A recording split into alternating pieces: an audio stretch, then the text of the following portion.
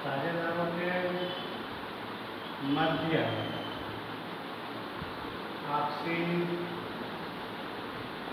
संबंधों में या साझेदारी संलेख में किसी भी प्रकार का कोई भी परिवर्तन होता है, किसी भी प्रकार का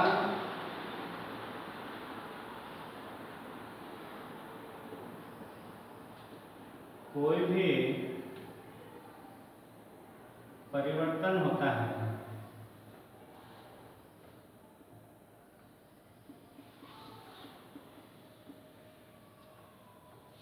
उसे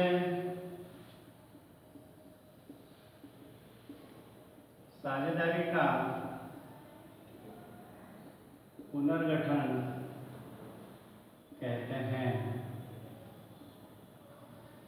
हाँ, तो ध्यान देंगे आप, साझेदारी का पुनर्गठन का मतलब क्या लिखा है?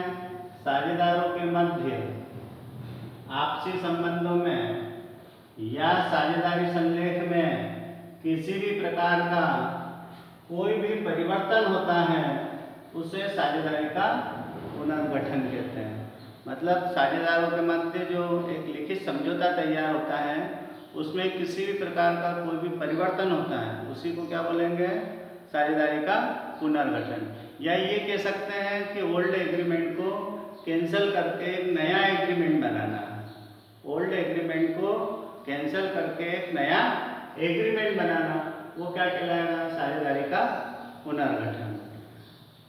अब पुनर्गठन की जो अवस्थाएं हैं या स्टेज है या दशाएं हैं, वो कितनी हैं? 5। सबसे पहले पुराने साझेदारों के लाभालाभ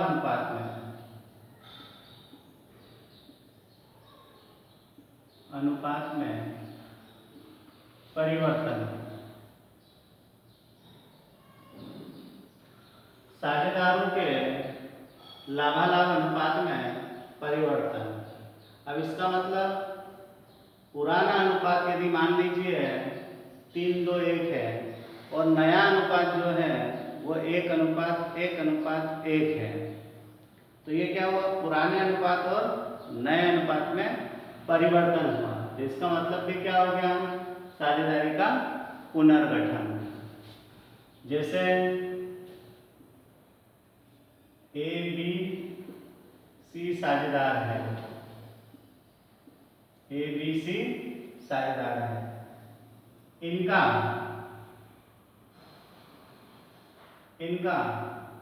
पुराना अनुपात क्या है? Old ratio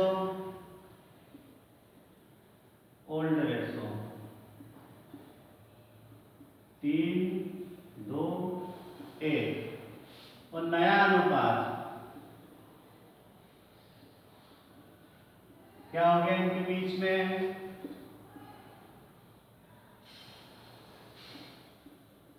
1:1:1। तो ये क्या हुआ? पुराना अनुपात और नया अनुपात में अंतर हो गया। पुराने साझेदारों के लाभालाभ अनुपात में परिवर्तन। ये पुराना अनुपात क्या है? 3:1। नया अनुपात क्या हो गया? 1:1:1। तो इस प्रकार से परिवर्तन हो गया है। तो इसका मतलब साझेदारी का पुनर्गठन हो गया है। इसका मतलब साझेदारी का क्या हो गया है? पुनर्गठन। उसके बाद में आता है नए साझेदार का प्रवेश। नए साझेदार का प्रवेश। अब यहाँ पर क्या है? पुराने साझेदार ए बी सी है और इन्होंने डी साझेदार को प्रवेश दे दिया है। डी साझेदार को प्रवेश दे दिया है। इसका मतलब इनके जो पुराना एग्रीमेंट था या पुराना साझेदारी संलेख था, उसमें परिवर्तन हो गया। इसका मतलब साझेदारी का पुनर्गठन। डी साझेदार का प्रवेश। डी साझेदार का प्रवेश। तो इसी दशा में भी क्या हो जाएगा, ओल्ड एग्रीमेंट चेंज होकर न्यू एग्रीमेंट बन जाएगा। तो इसका मतलब साझेदारी का पुनर्गठन। फिर तीसरी कंडीशन आती है साझेदार का अवकाश ग्रहण करना। साझेदार का अवकाश ग्रहण करना, ठीक है ना। पुराने साझेदार जो थे ए बी सी, उसमें से सी साझेदार क्या हो जाता है, अलग हो जाता है। तो इसका मतलब भी क्या हुआ, ओल्ड एग्रीमेंट में चेंज होकर नया एग्रीमेंट बनना। ए बी सी साझेदार है, इसमें से सी का अवकाश ग्रहण करना। इसका मतलब क्या हो गया, ओल्ड एग्रीमेंट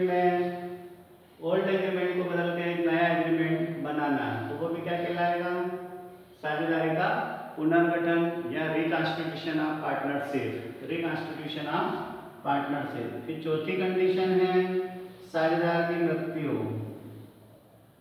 साझेदार की मृत्यु होना। साझेदार की मृत्यु होना, इसका मतलब भी क्या हुआ, ए बी सी साझेदार है, इसमें से ए साझेदार की मृत्यु हो जाती है। तो इसका मतलब क्या हुआ, ओल्ड एग्रीमेंट को चेंज करके एक नया एग्रीमेंट बनाना है। इसका मतलब साझेदारी का पुनर्गठन या रिकॉन्स्टिट्यूशन करना। फिर पांचवी कंडीशन है दो फर्मों का एकीकरण होना। एकीकरण होना, इसका मतलब एक ही फर्म है, वह सीडी फर्म है। सीडी फर्म है, ये दोनों मिलकर,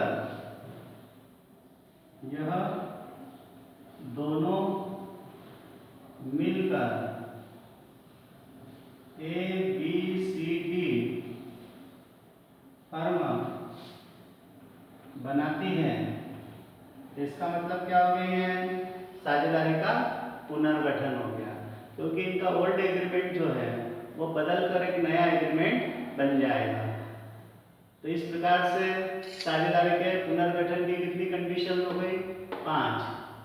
पुराने साझेदारों के लाभालाभ अनुपात में परिवर्तन, नए साझेदार का प्रवेश और साझेदार का अवकाश ग्रहण करना और साझेदार की मृत्यु होना, दो फर्मों का एकीकरण होना। तो इस प्रकार से साझेदारी का पुनर्गठन हो जाता है।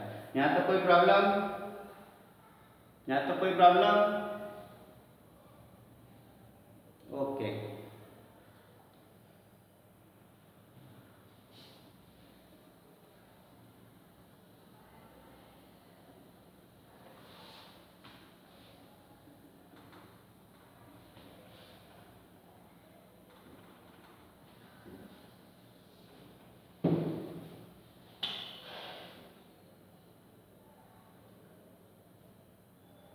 अब इसमें सबसे पहले क्या निकाला जाता है, त्याग अनुपात। त्याग अनुपात या प्राप्ति अनुपात की गणना। त्याग अनुपात या प्राप्ति अनुपात की गणना, ठीक है। तो सैक्रिफाइसिंग रेशो कैसे निकलेगा, sacrificing ratio equal to old ratio minus new ratio, ठीक है। अब साझेदारी का पुनर्गठन होता है तो उसमें सबसे पहले अपने को त्याग अनुपात या प्राप्ति अनुपात की गणना करनी होती है, ठीक है। तो यदि अपने को सैक्रिफाइसिंग रेशो निकालना है तो कैसे निकलेगा, old ratio minus new ratio. Sacrificing ratio का मतलब क्या होता है, कि कुछ साझेदारों के द्वारा अपने रेशो का त्याग करना, अपने अनुपात का त्याग करना। और यदि गेनिंग रेशो निकालना है तो कैसे निकलेगा? Gaining ratio equal to new ratio minus old ratio. Gaining ratio कैसे निकलेगा? New ratio minus old ratio. अब गेनिंग रेशो का मतलब होता है कि पुराने साझेदारों के द्वारा पुराने अनुपात में कुछ न कुछ वृद्धि होना, कुछ न कुछ वृद्धि होना या प्राप्त करना। तो इस प्रकार से सैक्रिफाइसिंग रेशो और गेनिंग रेशो निकाला जाता है। ठीक है। फिर नंबर 2 होता है ख्याति का लेखा। ख्याति का लेखा। नंबर 2 पे क्या निकालेंगे? ख्याति का लेखा। तो ख्याति के लेखे में भी 2 कंडीशन हैं। एक, विद्यमान ख्याति को अपलिखित करना, अपलिखित करना, विद्यमान ख्याति को अपलिखित करना। तो ये पुराने अनुपात में होता है, पुराने अनुपात में। तो किस तरीके से एंट्री करेंगे अपन? Old partners capital account, old partners capital account debit to goodwill, to goodwill account. अब ये एंट्री कैसे बनी है? गुडविल बैलेंस शीट में लिखी हुई होती है और गुडविल का डेबिट बैलेंस होता है। तो गुडविल का डेबिट बैलेंस होता है और इसको अपन क्या कर रहे हैं? अपलिखित। क्या कर रहे हैं? अपलिखित। तो फिर गुडविल का डेबिट बैलेंस होता है तो अपलिखित करते समय क्या हो जाएगी? क्रेडिट। और ओल्ड पार्टनरों का कैपिटल अकाउंट क्या हो जाएगा? डेबिट। क्योंकि गुडविल जो है एक तरह से पूंजीगत हानि होती है और पूंजीगत हानि को अपलिखित करते हैं तो साझेदारों की पूंजी कम हो जाती है। इसलिए ओल्ड पार्टनर्स का कैपिटल अकाउंट क्या हो जाता है? डेबिट और गुडविल अकाउंट क्रेडिट। फिर नंबर 2 पे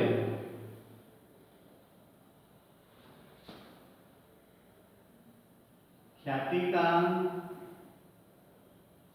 समायोजन करना, ख्याति का समायोजन करना। अब ख्याति का समायोजन करते हैं तो ये किस रेशो में होता है? त्याग व प्राप्ति अनुपात में, सैक्रिफाइसिंग एंड गेनिंग रेशो में। तो इसलिए इसकी एंट्री क्या बन जाती है? Gaining partners capital account debit, partners capital account debit to sacrificing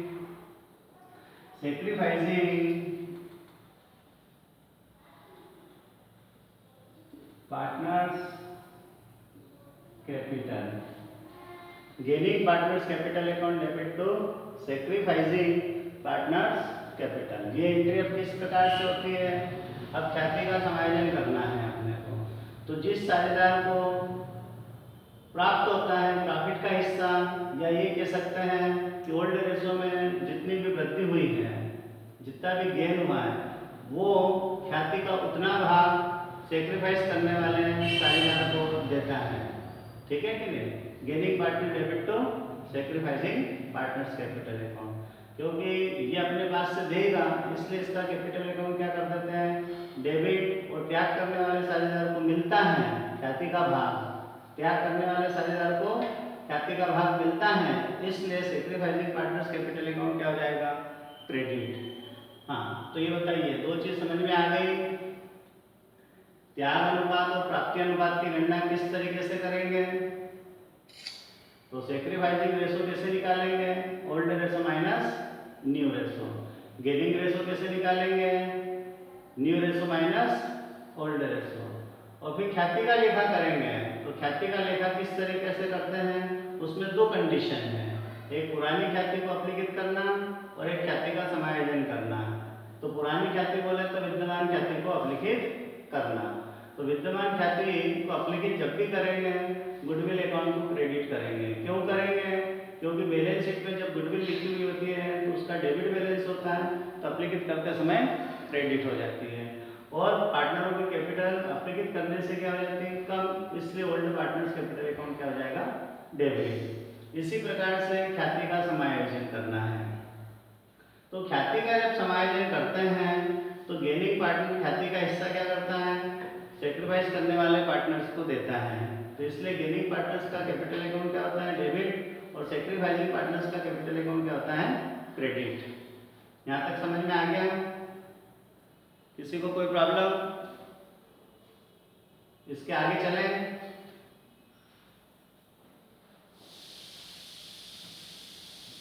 हाँ, अब तीसरी बात आती है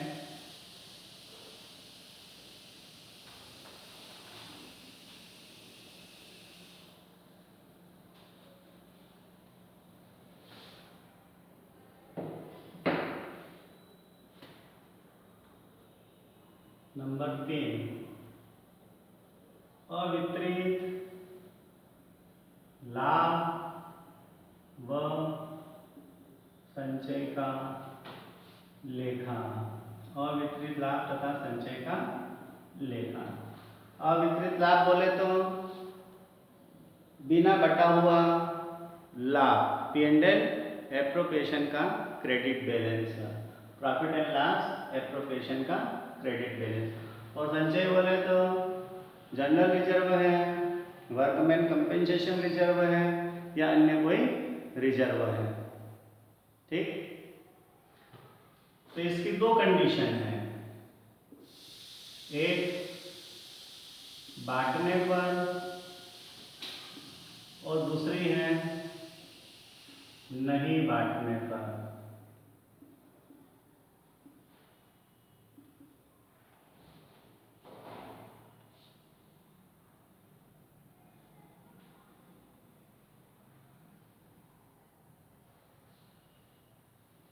एक बांटने पर और एक दूसरे नहीं बांटने पर। अवितरित लाभ तथा संचय का लेखा। तो यदि बांटते हैं तो किस अनुपात में बांटेंगे, पुराने अनुपात में, पुराने अनुपात में या ओल्ड रेशो में। तो इसका क्रेडिट बैलेंस होता है, इनका कौन सा होता है, क्रेडिट बैलेंस होता है। तो बांटते समय क्या हो जाएगा, बांटते समय क्या हो जाएगा, इनको डेबिट कर दिया जाएगा। तो profit and loss appropriation account debit,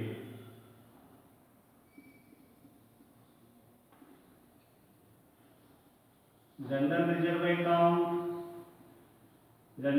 account debit. ठीक, other reserve account debit to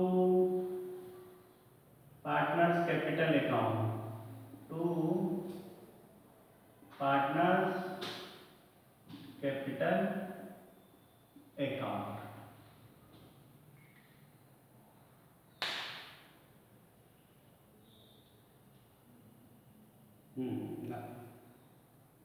कोई दिक्कत, कोई दिक्कत? ठीक है। हाँ, उसके बाद में नहीं बांटने पर, ठीक है, तो इसकी एंट्री बन जाएगी gaining partners capital account debit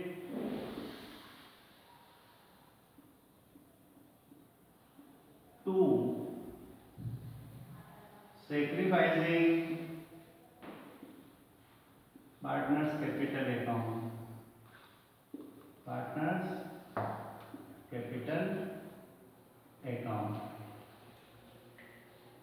हाँ, समझ में आया। अवितरित लाभ तथा संचय का लेखा। तो बांटने पर क्या है, P&L appropriation account debit, general reserve account debit, other reserve account debit to all partners capital. ऐसा क्यों हुआ? क्योंकि अवितरित लाभ तथा संचय का क्रेडिट बैलेंस होता है, तो बांटते समय क्या हो जाएगा? डेबिट। और साझेदारों की पूंजी में क्या हो जाती है? वृद्धि हो जाती है, इसलिए इनका कैपिटल अकाउंट क्रेडिट हो जाता है। उसके बाद में नहीं बांटने पर, तो जब भी नहीं बांटना शब्द लग जाएगा, नहीं वर्ड लग जाता है, तो गेनिंग पार्ट में डेबिट टू सेक्रीफाइसिंग वाली एंट्री करना है। मतलब सीधी सी बात है, नहीं बांटना मतलब समायोजन करना, समायोजन करना।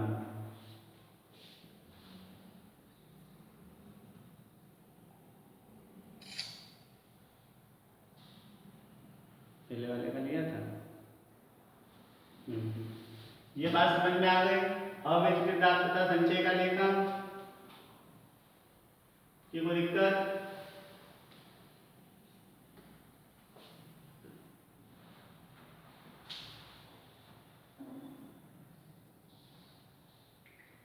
चलिए,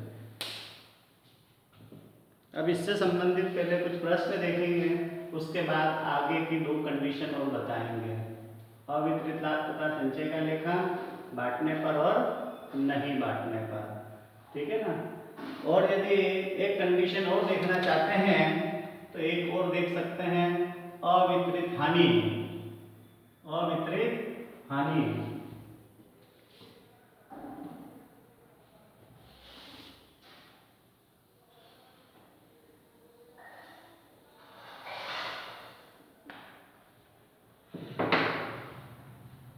अवितरित हानि व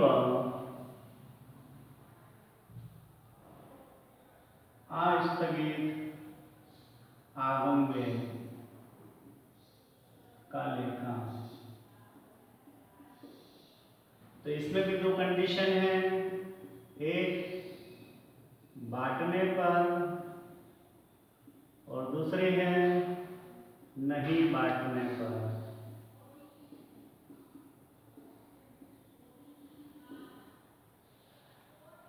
तो इसका कौन सा बैलेंस होता है? डेबिट बैलेंस होता है, डेबिट बैलेंस। और यदि बांटा जाता है तो किस अनुपात में? पुराने अनुपात में, ओल्ड रेशो में।